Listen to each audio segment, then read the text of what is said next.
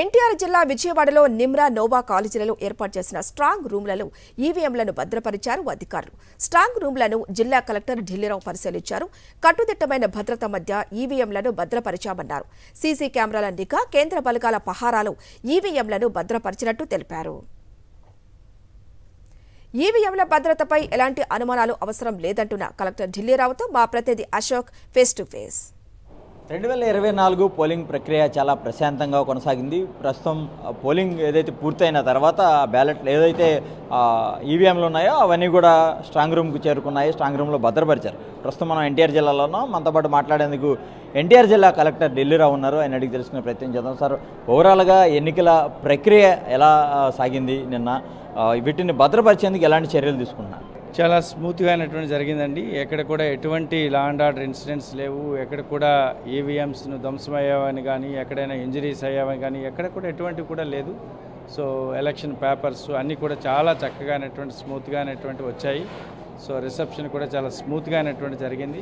మంచి పర్సంటేజ్ కూడా 80+ అనేటువంటి పర్సంటేజ్ కూడా అనేటువంటి జరిగింది. ఎన్టీఆర్ జిల్లాకు సంబంధించి ఎన్ని స్ట్రాంగ్ రూమ్లు ఏర్పాటు చేశారు సార్? అంటే ఈవీఎంలు భద్రపరచండి. ఈవీఎంను భద్రపరచడానికి రూమ్గా చెప్పాలంటే మొత్తం 27 రూమ్లు అనేటువంటి వస్తాయి. బిల్డింగ్స్గా చెప్పాలంటే 4 బిల్డింగ్స్గా వస్తాయి. కాలేజెస్గా చెప్పాలంటే 3 కాలేజెస్. ఎంటైర్ థింగ్ ఈ ప్రెమిసెస్ని జూపూడి ఇబ్రహీంపట్నం అనుకుని అంటారు. ఎంటైర్ ప్రెమిసెస్ ఇప్పుడు సిఐపిఎఫ్ కంట్రోల్ అనేటువంటివి ఉంది. దీనికి సీసీటీవీస్ ఉన్నాయి. అన్ని విధాలుగా అన్ని జాగ్రత్తలు అనేటువంటి తీసుకున్నాము.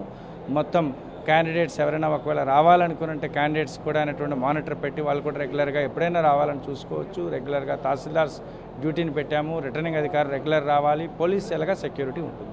అంటే ఈ రోజు నుంచి కూడా కౌంటింగ్ ప్రాసెస్ టైంకి దాదాపుగా ఒక 20 రోజుల సమయం ఉంది. 20 రోజుల పాటు ఇక్కడ భద్రతాపరమైన చర్యలు ఎలాంటివి తీసుకున్నారు? అంటే అభ్యర్థులకు కావచ్చు, వారికి ఒక చిన్నపాటి అనుమానం ఉంటుంది. ఇన్ని రోజులు భద్రతకు సంబంధించి ఎట్లాంటి భరోసా ఇస్తున్నారు? ఎలాంటి జాగ్రత్తలు తీసుకున్నారు?